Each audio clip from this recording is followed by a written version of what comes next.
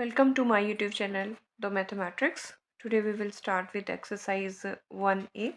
This is ICSE Mathematics. So the first question हमने rational irrational number के बारे में chapter शुरू किया है. The first question is 0 a rational number? Can it be written in the form of P by Q, where P and Q are integers and Q is not equal to 0? So in this case we will say that yes, 0 is a rational number. 0 is a rational number. Second पूछा हुआ इसने, can it be written in the form of? yes, it can be written as yes. why? because it can be written as 0 can be written as 0 upon form. ठीक है, where हम बात करें where 0 and 1 are integers. 0 and 1 are integers. ठीक है, और बात रहती है q की, तो q is not equal to 0 है, that is denominator is not equal to 0. So next part, coming to its second question, it's a true false type question. तो ट्रू फॉल्स टाइप क्वेश्चंस में हमें क्या पूछा हुआ है? एक तो हमें ये बताना है कि जो स्टेटमेंट है वो ट्रू है या फॉल्स है. सेकंड, हमें रीज़न देना है कि why it is true and why true है तो ठीक है, लेकिन फॉल्स है तो why it is false. So first statement is every whole number is a natural number. So देखते हैं, पहले डिसाइड करते हैं. हमें पता है whole number starts from 0, 1, 2 and so on. So whereas natural number, ये मैं रीजनिंग दे रही हूँ, natural number starts from 1, 2, 3 and so on. So every whole number is a natural number? No, because 0 is this is false. This is false statement. Reason क्या देंगे? Because 0 is a whole number. 0 is a whole number, but it is not a natural number. But it is not a natural number. ये natural number नहीं है. So statement है कि every whole number is a natural number. So statement is false. Coming to the second, every whole number is a rational number. Rational number के बारे में अगर हम बात करें, हम क्यू से इसे डिनोट करते थे और किस फॉर्म में होते थे? पी अपॉन क्यू की फॉर्म में होते थे, where q should not be equal to 0 होना चाहिए. और इन दोनों के बीच में पी क्यू जो थे वो इंटीजर्स होते थे. तो इसका कहना है कि every whole number is a rational number. Whole number के बारे में हमने देखे 0, 1, 2, 3, 4 इस टाइप के होल नंबर्स होते हैं. तो अगर हम 0 को लिख सकते हैं 0/1, 1 को 1/1, 2 को 1/1, जिस भी के नीचे डिनोमिनेटर कोई नहीं है उसके नीचे 1 denominator, where denominator is not equal to 0. So this statement is true. Yes, this statement is true that every whole number is a rational number. ठीक है, रैशनल बेस जो फ्रैक्शंस में होते हैं. सी है every integer is a rational number. अब चलिए integers के बारे में पढ़ते हैं. इंटीजर्स को हम z या i से रिप्रेजेंट करते थे. वो नेगेटिव भी होते हैं, 0 भी उनमें आता है, और सारे के सारे पॉजिटिव नंबर भी जो है वो इंटीजर्स में आते हैं. ठीक है, पॉजिटिव इंटीजर्स और नेगेटिव इंटीजर्स इंक्लूडिंग 0. तो इसका कहना है every integer is a rational number. अगर मैं यहाँ पे -35 लूँ तो इसे मैं -35/1 भी लिख सकती हूँ. अगर मैं 65 लूँ तो 65/1 भी लिख सकती हूँ. 0 हमने फर्स्ट क्वेश्चन में देख लिया कि 0 is a rational number. So this statement is also true, that is every integer is a rational number. Coming to its D part, every rational number is a whole number. हर rational number whole number है. तो देखिए, अगर मैं यहाँ पे 3/4 लूँ तो ये रैशनल नंबर है, is a rational number. 3/4 is a rational number, लेकिन but it is not a whole number. But it is not a whole number. Reason देंगे क्यों? होल नंबर, रीज़न क्या है? होल नंबर फ्रैक्शंस में नहीं होते हैं. होल नंबर्स कैसे होते हैं? 0 से स्टार्ट होते हैं सीधे 1, 2, 3, 4, 5, 6. ये फ्रैक्शनल फॉर्म में होल नंबर्स नहीं होते हैं. So this statement is false. So now, coming to the third question, the question is arrange these four numbers in ascending order of their magnitudes.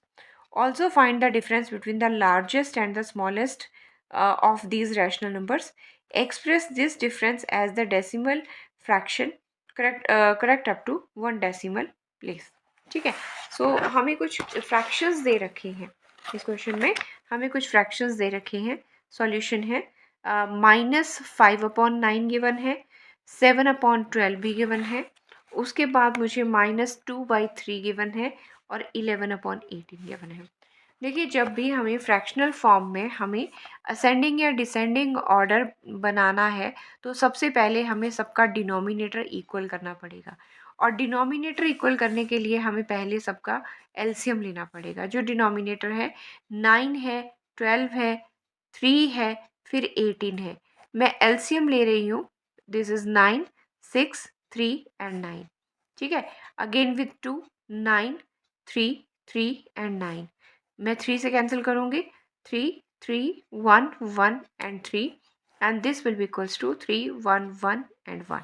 ठीक है, तो मेरे पास जो एलसीएम आया वो बेसिकली क्या आ गया, 2 into 2 into 3 into 3, so that is 9 4 ज़ा 36। तो मैं अगर यहाँ एलसीएम की बात करूँ तो मेरे पास एलसीएम आ रहा है यहाँ पे 36। ठीक है, तो मुझे सबके डिनोमिनेटर इक्वल करने हैं। पहला मैं फ्रैक्शन ले रही हूँ -5/9। मैं अगर डिनोमिनेटर और न्यूमिनेटर को 4 से मल्टीप्लाई करूँ तो मेरे पास डिनोमिनेटर आ गया 9 4 ज़ा 36 and this is -20. Done. अब coming to next fraction, that is 7/12 था। मुझे फिर से डिनोमिनेटर में 36 चाहिए, जो एलसीएम है वो नंबर बनाना है। तो मैं अगर 12 को 3 से मल्टीप्लाई करूँ तो मेरे पास 36 आता है। हम सेम नंबर से मल्टीप्लाई और डिवाइड करते हैं। So this is equal to 21/36। ठीक है, कमिंग टू नेक्स्ट फ्रैक्शन जो था मेरे पास 2/3। अगर मुझे यहाँ पे डिनोमिनेटर में 36 बनाना है तो मैं 12 से मल्टीप्लाई 12 से डिवाइड करूँगी, इट विल बिकम -24/36। आप देख रही हैं, सबके डिनोमिनेटर इक्वल कर रही हूँ मैं। नेक्स्ट फ्रैक्शन जो दिया था वो मुझे दिया था 11/18। अब मैं इसे अगर 2 से मल्टीप्लाई और 2 से डिवाइड करूँ तो ये बन जाएगा 22/36। ठीक है, तो जो भी ये मेरा क्वेश्चन था, ये 4 फ्रैक्शन जिनके डिनोमिनेटर डिफरेंट थे, सबका मैंने पहले एलसीएम लिया, एलसीएम 36 बनाया। हर फ्रैक्शन का मैंने डिनोमिनेटर जो है वो सेम कर लिया। जब फ्रैक्शन का डिनोमिनेटर सेम रहता है तो हम न्यूमिनेटर को कंपेयर करते हैं कि कौन सा नंबर ग्रेटेस्ट है, कौन सा नंबर स्मॉलेस्ट है। तो मुझे असेंडिंग ऑर्डर लिखना है, असेंडिंग ऑर्डर लिखना है। ठीक है, तो क्योंकि डिनोमिनेटर इक्वल हैं सबके, तो हम न्यूमिनेटर को कंपेयर करेंगे। तो असेंडिंग ऑर्डर क्या आता है, सबसे पहले मेरे पास स्मॉलेस्ट नंबर आएगा। सो स्मॉलेस्ट नंबर, नेगेटिव में जो सबसे बड़ा नंबर होता है वो सबसे छोटा हो जाता है, -24/36 रहेगा। This is less than which number, that is -20/36 से, एंड -20/36 इज लेस देन 21/36 से। ठीक है, and this is less then 22/36 से। इनके जो बेसिक फ्रैक्शन थे हम वो फ्रैक्शन लिख लेते हैं। सो -24/36 किसका फ्रैक्शन था, -2/3 का। ठीक है, और दिस इज लेस देन -20/36 था -5/9, and next is 21/6, that is 7/12, और 22/36 था मेरा 11/18। सो this is the ascending order. मेरा एक क्वेश्चन तो कंप्लीट, हाफ पार्ट कंप्लीट हुआ कि right these fraction in ascending order. मैंने वो लिख लिया, सबसे पहले स्मॉलेस्ट नंबर, उसके बाद इंक्रीज करते गए, देन लास्ट था। उसके बाद था also find the difference between the largest and smallest. तो यहाँ पे मैं लिखूंगी लार्जेस्ट फ्रैक्शन, लार्जेस्ट फ्रैक्शन की जगह largest rational number word use किया है। तो लार्जेस्ट है मेरे पास 11/18, और स्मॉलेस्ट की बात करें, smallest rational number, smallest rational number is -2/3। मुझे निकालना है इनका डिफरेंस। ठीक है, मीन्स 11/18 -2/3 मीन्स 11/18 + 2/3, कुछ ऐसा। मैं एलसीएम लूँगी तो मेरे पास 18 एलसीएम आ जाएगा। दिस इज 11 + 6 2 ज़ा 12, so this is equal to 3, 23/18। So this is the number. और फिर इसने कहा था express this decimal as the up to 1 correct decimal places. अब मैं क्या करूँगी, इस 23 को 18 से डिवाइड कर देते हैं। 23 1 ज़ा 18 1 ज़ा 18, I have left with this is 5 and 0 and decimal. 18 3s are 54, 18 2s are 36 कर लेते हैं. So here it is 4. ठीक है, और यहाँ पे मेरे पास 1 आ जाएगा, 0 लिया. Next 18 7s are 126. 126, this is 4 and this is 1. तो हमें correct up to 1 decimal place तक जाना था. सो देखिए, this can be written as, मेरे पास जो डिफरेंस आया, difference is this is 23/18 is equal to 1 point. मुझे राउंड ऑफ करना है, तो यहाँ से एक 1 जो है वो इधर ऐड किया जाएगा. आपको पता होगा रूल, अगर ये नंबर 4 या 4 से ज़्यादा हो, ठीक है, तो यहाँ पे एक हम 5 हो, 5 या 5 से ज़्यादा हो, तो हम इधर पिछले डिजिट में एक ऐड कर देते हैं, तो 2 का बन जाएगा 3. सो this is the answer. Now question number 4 is arrange this fraction in descending order. Last question में हमें असेंडिंग ऑर्डर में रखना था, यहाँ पे हमें डिसेंडिंग ऑर्डर में रखना है. ठीक है, of their magnitude. Also find the sum of the lowest and in this case हमें सम निकालना है और डिसेंडिंग ऑर्डर में करना है. लेकिन सबसे पहले डिसेंडिंग और असेंडिंग ऑर्डर में, उसके बाद कहा है कि express the result obtained as a decimal fraction up to 2 decimal places. पिछले क्वेश्चन में 1 डेसिमल प्लेस था, यहाँ 2 डेसिमल प्लेसेस है. तो ये छोटे छोटे चेंजेस हैं, कोई ज़्यादा नहीं है इसमें. तो देखिएगा, फ्रैक्शन जो हमें दिया है, one number is 5/8, another is 3/16, one is -1/4 and 17/32. ये मुझे कुछ फ्रैक्शंस दिए हैं और मुझे डिसेंडिंग ऑर्डर में. सबसे पहले मेरा काम बिल्कुल लास्ट क्वेश्चन की तरह सेम चलेगा. मुझे डिनोमिनेटर सबके इक्वल करने हैं, और डिनोमिनेटर इक्वल करने के लिए मुझे पहले इन सब का निकालना पड़ेगा एलसीएम. ठीक है, सब जगह 2 ही दिख रहा है, तो ये 2 स्मॉलेस्ट नंबर लेते हैं हम डिवीजन के लिए. 4 2s are 8, 8 2s are 16, 2 2s are 4, 16 2s are 32. Again taking 2, this is 2, 4, 1 and 8. ठीक है, फिर 2 से डिवाइड किया, 1 2 1 and 4. Again with 2, this is 1 1 1 and 2. Again with 2, हमने तब तक डिवाइड करते हैं जब तक हमारे पास 1 ना आ जाए सारा after division. So this is 1 2 3 4 5. ठीक है, सो एलसीएम आ गया मेरे पास, 2⁵5 लिख सकते हैं, और ये मेरे पास होता है 32. ठीक है, सो ये बना 5 है. सो यहाँ मैं लिखूंगी LCM is equal to 32. LCM is equal to 32. No 1 by 1 fraction उठाते हैं. मैंने पहले ले लिया 5/8. मुझे डिनोमिनेटर में 32 चाहिए, तो 8 4 32, 4 से मल्टीप्लाई, 4 से divide. So this is 20/32. Done. Next मैं ले रही हूँ -3/16.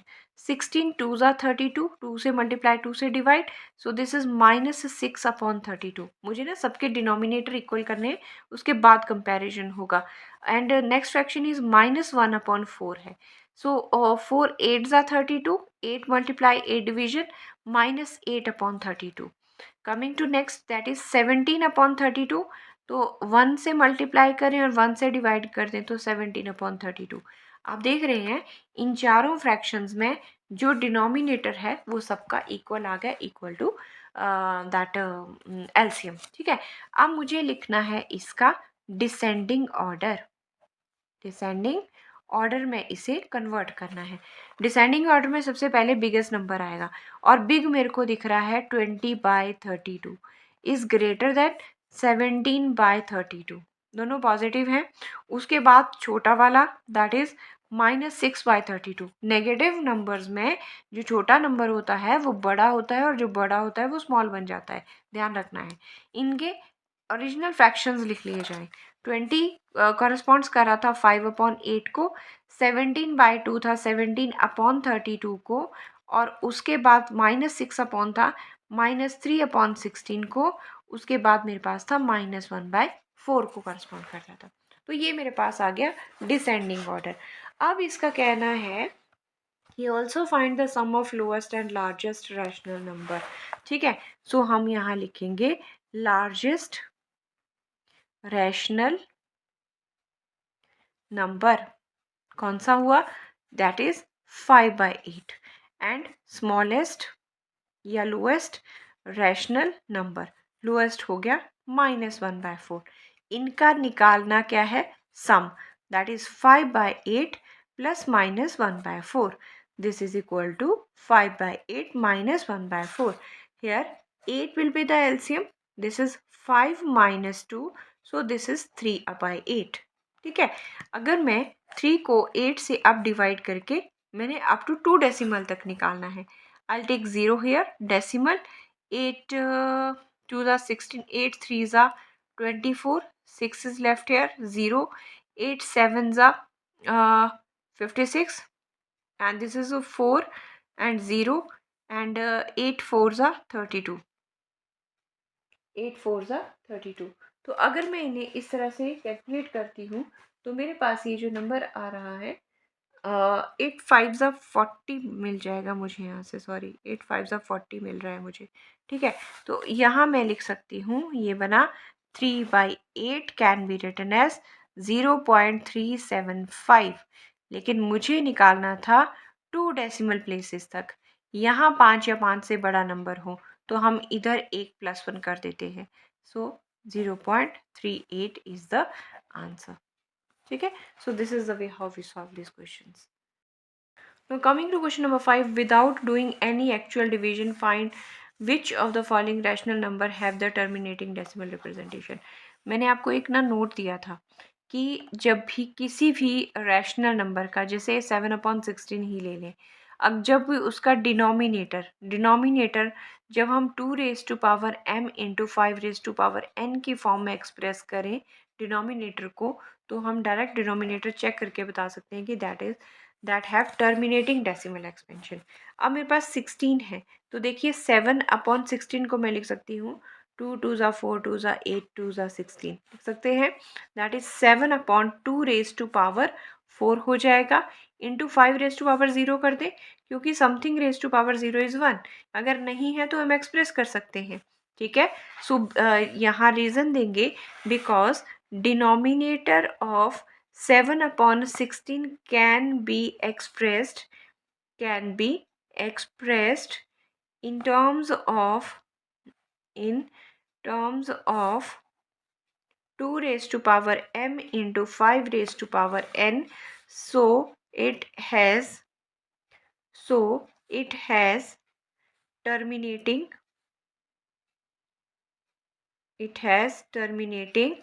decimal representation.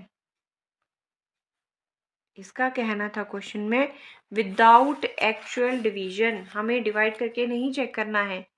वैसे टर्मिनेटिंग डेसिमल रिप्रेजेंटेशन किसकी होती थी, जिसका रिमाइंडर 0 होता था, है ना, जिसका रिमाइंडर जो है वो 0 होता था उसे टर्मिनेटिंग डेसिमल रिप्रेजेंटेशन बोलते थे. लेकिन इसका क्लियर कट इंस्ट्रक्शन है कि बिना एक्चुअल डिवीजन के हमें चेक करना है, तो हमें चेक किसे करना है, हमें डिनोमिनेटर को चेक करना है.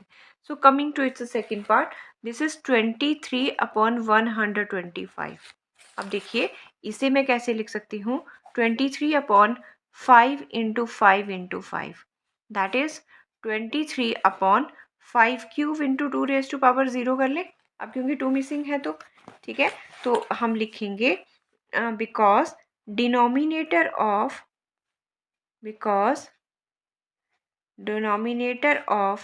23/125 can be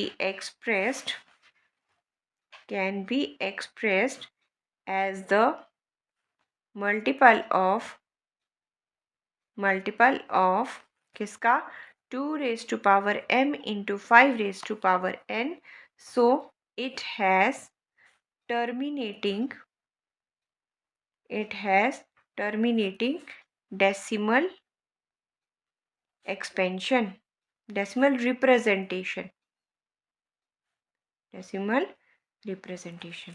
ठीक है, coming to its third part, it is given by 9/40. अब देखिए डिनोमिनेटर चेक करेंगे तो 7 इंटू 2 आएगा. यहाँ पे no, it has not terminating decimal expansion, terminating decimal representation